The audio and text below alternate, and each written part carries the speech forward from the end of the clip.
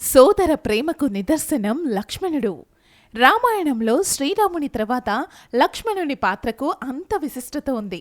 రామాయణంలో లక్ష్మణుని పాత్ర గురించి ఈ వీడియోలో తెలుసుకుందాం. దశరథ మహారాజుకు సుమిత్రకు కలిగిన కుమారుడు లక్ష్మణుడు. సుమిత్రకు లక్ష్మణుడు, శత్రుఘ్నుడు ఇద్దరు కుమారులు.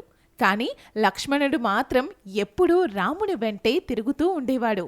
లక్ష్మణుడు శ్రీరాముణ్ణి తమ్ముడు మాత్రమే కాదు, అంతకంటే ఎంతో ఎక్కువ.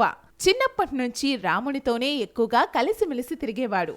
రాముడు వనవాసాలకి వెళ్లాల్సొచ్చినప్పుడు ఒక స్నేహితుడిగా రాముడికి ధైర్యం చెప్పాడు.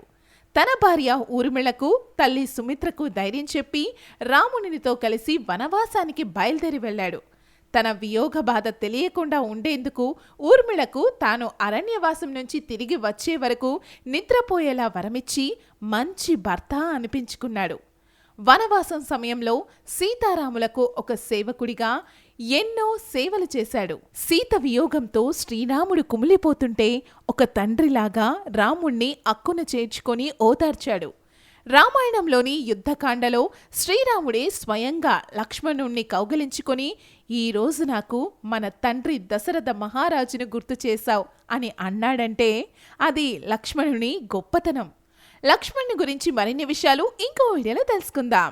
జై శ్రీరామ్.